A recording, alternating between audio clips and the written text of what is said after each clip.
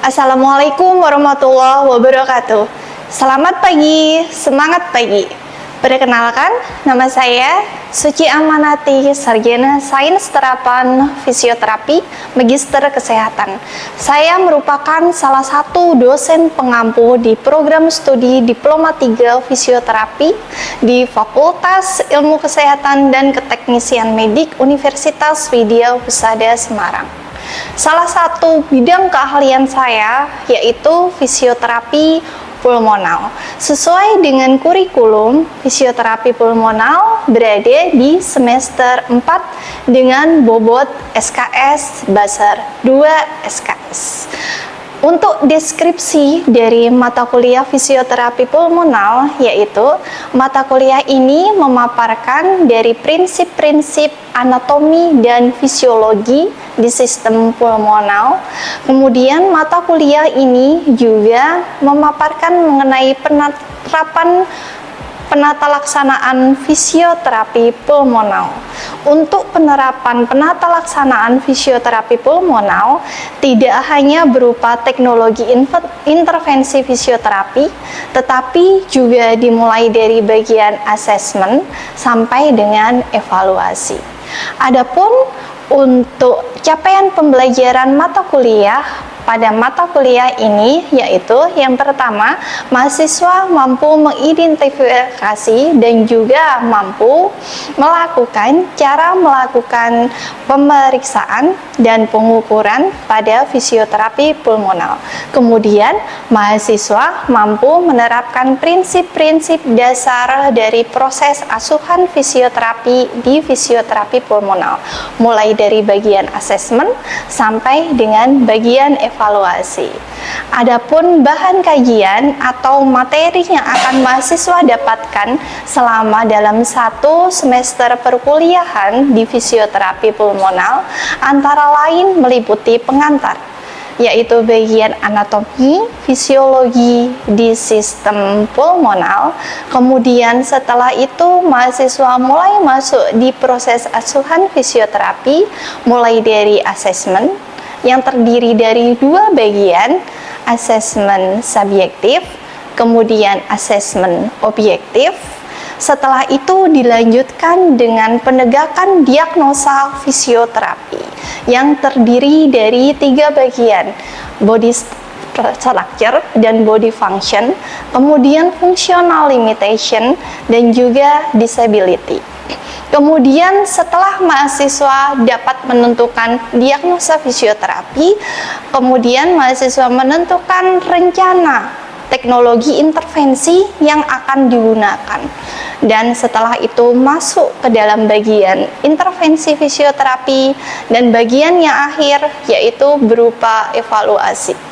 Setelah itu, mahasiswa pada mata kuliah ini juga akan mempelajari kasus-kasus pada fisioterapi pulmonal yang antara lain meliputi asma bronkial, kemudian PPOK atau penyakit paru obstruktif kronis, TBC atau tuberkulose, atelektasis, dan pneumonia. Itu beberapa kasus-kasus yang akan mahasiswa pelajari dalam mata kuliah ini.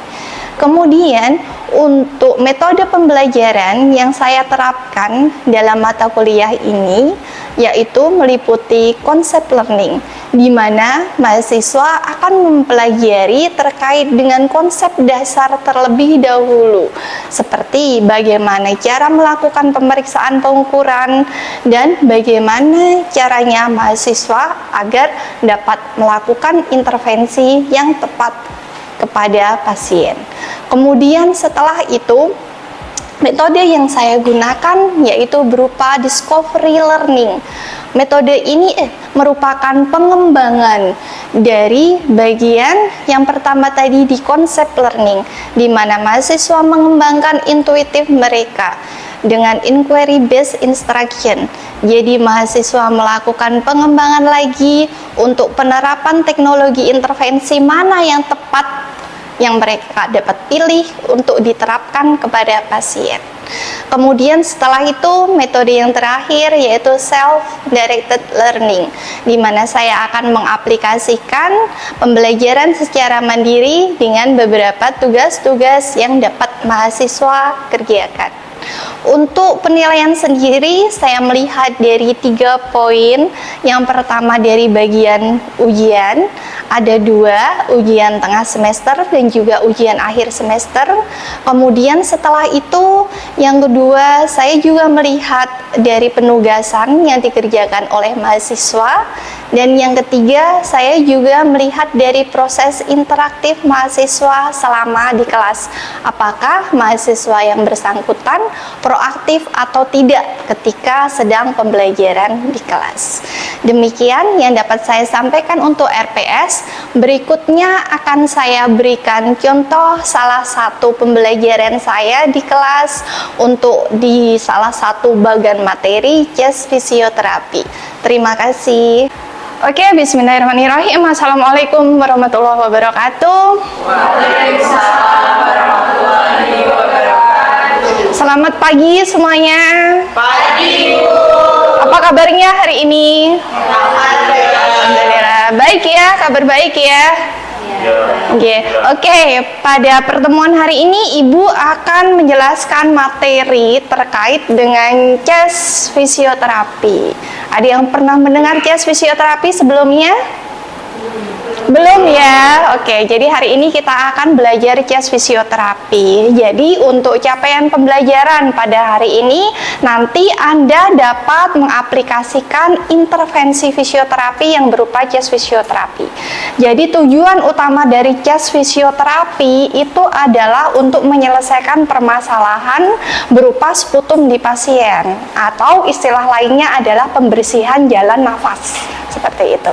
Kira-kira di bagian awal bisa dipahami ya? Bisa. Oke. Nah, sebelum saya lanjutkan masuk ke intervensinya, seperti apa sih intervensi yang nanti kita terapkan ke pasien, akan saya highlight terlebih dahulu ya pengantarnya sebelum kita masuk ke intervensi. Mungkin Anda masih ingat ya bagian ini ya. Pasti selalu saya ulang setiap kali pelajaran fisioterapi pulmonal ya. Jadi sebelum kita melakukan intervensi ke pasien, salah satunya tadi fisioterapi pulmonal di CES fisioterapi, pasti kita harus melakukan terlebih dahulu yang disebut dengan asesmen. Jadi kita lakukan pemeriksaan dulu ke pasien. Asesmen itu ada 2 bagian, apa saja? Masih ingat nggak? Subjektif dan objektif. Betul, subjektif assessment dan juga objektif assessment. Nah, subjektif assessment itu apa? Coba angkat tangan yang masih ingat subjektif assessment. Mbak Mustika, seperti apa subjektif assessment? Secara verbal berdasarkan penjelasan dari keluhan pasien. Oke, jadi dia berupa pemeriksaan verbal. Jadi kalau diistilahkan itu adalah anamnesis ya.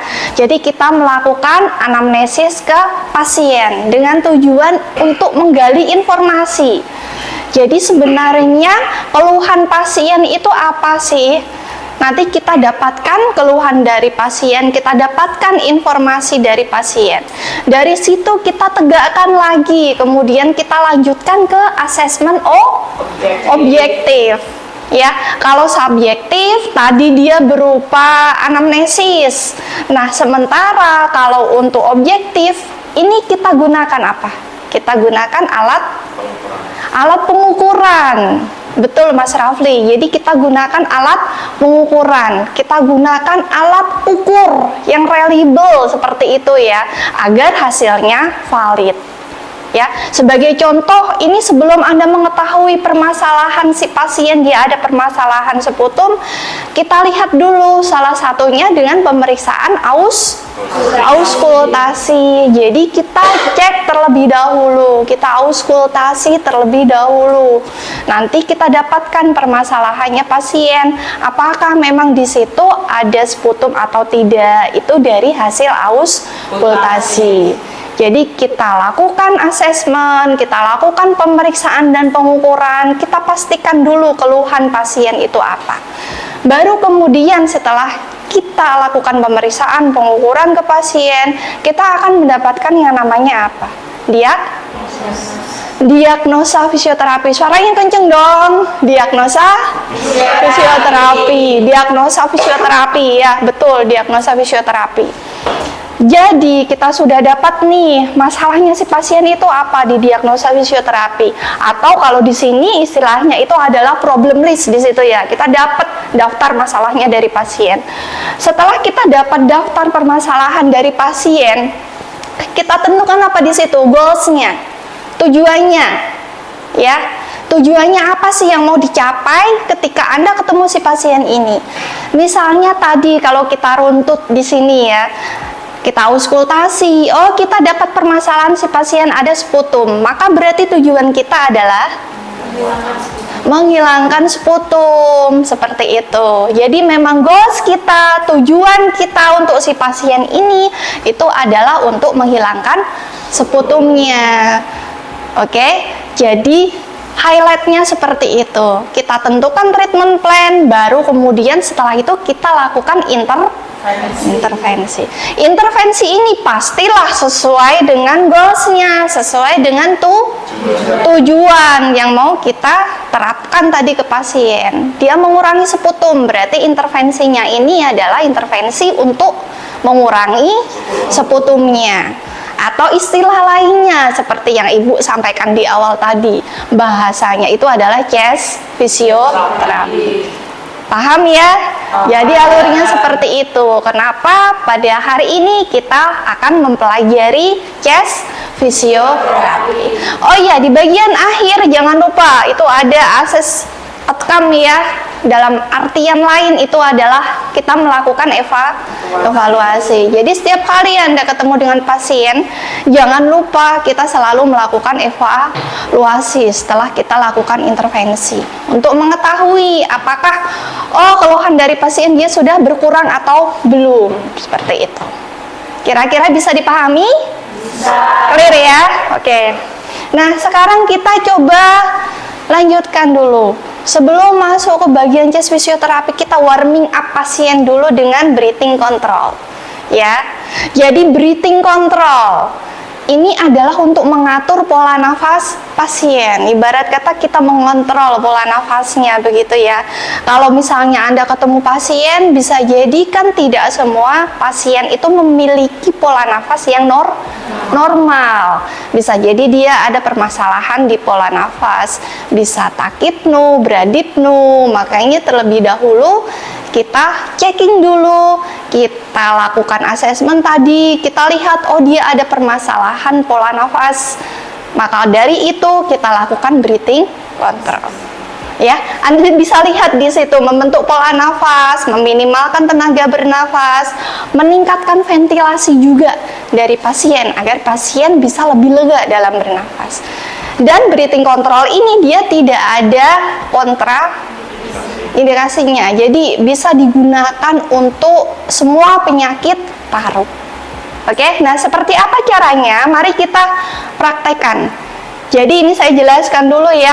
Pada prinsipnya untuk breathing control itu seperti latihan nafas.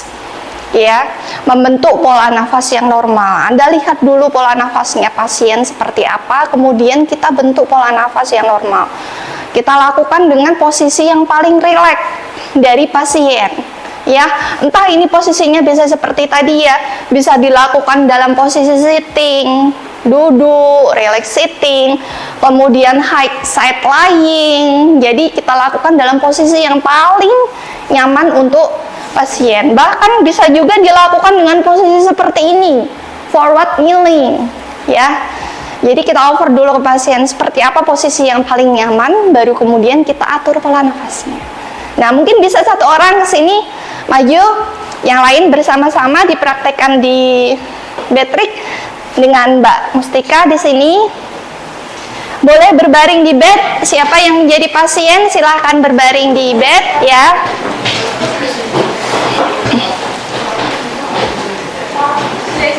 Oke, silahkan diposisikan diri dulu senyaman mungkin ya. Anggap seperti di tepi pantai. Rasakan angin berhembus, kalau ini dari AC ya, bukan dari angin pantai. Ya, relax dulu. Nah, kita lihat dulu pola nafasnya pasien ya. Kalau misalnya sudah Anda lihat pola nafasnya pasien, kemudian kita bisa memberikan aba-aba nih. Anda bisa baca dulu di sini secara pelan, gentle, dihembuskan melalui mulut. Jadi Pak, nanti silahkan ikuti instruksi saya ya Mas ya. Nanti lakukan inspirasi, tarik nafas, kemudian hembuskan melalui mulut dengan pelan dan gentle, relax saja seperti itu. Ingat, ekspirasi dilakukan secara pasif dan tidak prolong, tidak memanjang. Jadi secara gentle hembuskan, tarik nafas, hembuskan. Oke. Nah, hindari memakai otot-otot dada yang berlebihan, nanti tambah sesak pasiennya. Jadi dengan posisi yang rileks, hindari memakai otot-otot dada yang berlebihan. Kalau misalnya kesulitan, Anda bisa membantu si pasien ya. Dalam hal ini Anda bisa memberikan instruksi ke pasien. Oke. Jadi Pak, silahkan tarik nafas. Oke, hembuskan dengan gentle, hembuskan dengan mulut. Silahkan ditirukan. Yang lain, tarik nafas, hembuskan dengan rileks. Ini sudah di posisi yang paling nyaman ya Pak ya? Iya Bu. Oke, tarik nafas, hembuskan. Anda juga bisa menghitung juga RR ya, respiratory rate dari pasien, apakah dia sudah masuk dalam kategori yang normal atau belum. Dalam rentangan berapa RR normal? Ada yang masih ingat? 18 sampai 22 rentangnya itu ya untuk RR normal. Oke. Jadi sambil diatur pola nafas, sambil Anda checking juga RR dari pasien. Kira-kira bisa dipahami? Paham ya? Saya lanjutkan sekarang. Nah, ini tadi chest fisioterapi. Artinya dia adalah pembersihan jalan nafas ya. Jadi bronchial toilet atau bronchial hygiene seperti itu. Sebenarnya ada beberapa intervensi seperti breathing exercise, latihan batuk yang tadi barusan kita lakukan, breathing control itu termasuk dalam cakupan di breathing exercise ya. Nah, ini juga salah satu tekniknya, coba kita praktekkan. Namanya adalah active cycle breathing technique atau ACBT. Ya, kita ambil salah satunya ya yang ada di bagian ini. Anda bisa lihat BC. BC itu adalah breathing control yang tadi sudah kita praktekkan bersama. Jadi posisi rileks, kita atur pola nafas pasien terlebih dahulu. Ya Pak, seperti tadi, jadi kita lakukan breathing control, kemudian kita lakukan TE. TE itu seperti apa sih? TE itu seperti ini ya. Jadi seperti segmental breathing, kita bisa lakukan di 3 bagian. Satu apikal, silahkan sambil dipegang pasiennya. Satu apikal. Yang kedua bisa di sini, di bagian middle, di bawah aksila. Kemudian atau yang ketiga itu adalah di bagian lower costanya ya. Coba nanti kita ambil salah satu. Nanti pasien kita minta untuk mengembangkan sangkar toraknya sesuai dengan bagian yang kita berikan stimulus. Jadi Pak, tangan saya ini adalah stimulus, nanti fokuskan pengembangan sangkar toraknya di bagian yang saya berikan stimulus ya Pak ya. Iya. Oke, nanti Anda bisa menanyakan ke pasien terlebih dahulu. Ini di bagian apikal, middle, atau bagian yang lower ya. Kita coba sekarang misalnya contohnya di bagian lower. Kita lakukan TE-nya dulu. Tarik nafas Pak. Oke, hembuskan. Oke, jadi Anda bisa melihat saya dulu mungkin. Jadi Pak, silahkan tarik nafas. Ini tangan kita mengembang ketika dilakukan inspirasi. Silahkan hembuskan, dan ketika si pasien hembuskan, kita sedikit berikan pressure atau penekanan. Jadi si pasien dia akan mengikuti arah dari tangan kita ya. Tarik nafas Pak. Hembuskan seperti itu ya. Jadi memang expansion pengembangan ya ada di bagian lower costa yang ini. Bisa juga dilakukan tadi di bagian apikal atau di bagian yang middle, sesuaikan dengan kebutuhan pasien Anda. Itu yang TEE ya. Kita kembali yang di sini. Jadi lakukan breathing control dulu. TEE seperti tadi yang barusan saya contohkan. Kemudian setelah itu breathing control lagi, baru yang terakhir FET. Force expiratory technique ya. Jadi teknik ekspirasi paksa, breathing control dilanjutkan terakhir dengan huffing. Huffing itu tarik nafas Pak, lihat saya ya Pak ya. Jadi tarik nafas, inspirasi biasa, kemudian hentakkan semaksimal mungkin seperti ekspirasi paksa. Kencang, dipaksa semaksimal mungkin ekspirasinya. Seperti itu, kira-kira bisa dipahami ya. Coba satu-satu kita mulai dari breathing control dulu. Pak, relax dulu semuanya, posisi relax. Oke, lakukan inspirasi. Tarik nafas. Oke, hembuskan dengan mulut, dengan gentle semuanya. Tarik nafas, hembuskan dengan gentle. Anda bisa lakukan ini minimal 2 kali 8 dulu ya. Mungkin bisa langsung dilanjutkan kalau misalnya BC-nya sudah. Tadi kita lakukan TE-nya di lower, fokuskan di sini ya Pak ya. Tarik nafas. Pengembangan.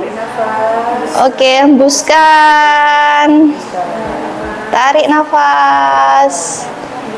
Hembuskan. Oke. Kalau TE sudah, kembali lagi, kita relax lagi, inspirasi, ekspirasi. Nah, ini bisa 2 kali 8 lagi ya, kembali lagi. Terakhir FET, breathing control, hentakkan Pak.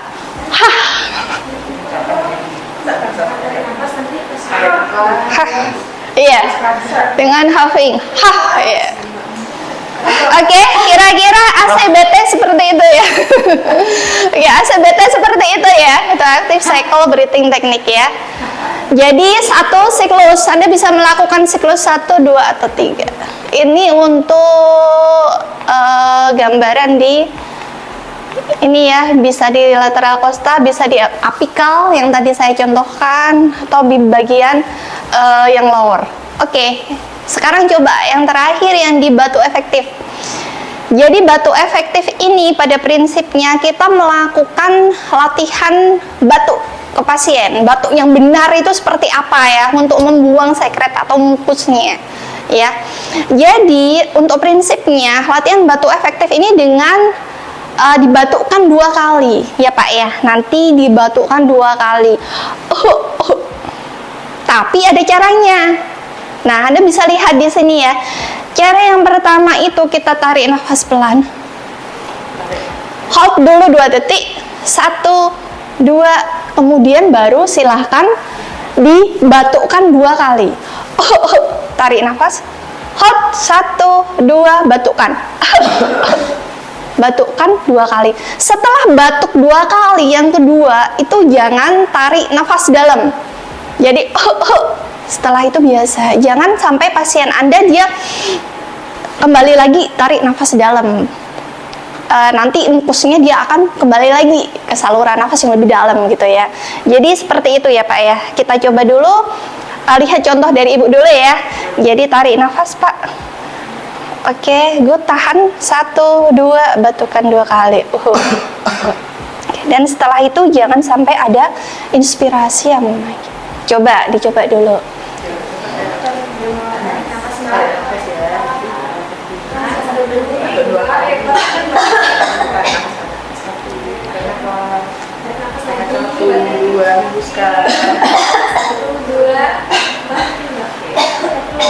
Oke, sudah tahu ya caranya. Oke, silahkan kembali ke tempat Mas Rafli.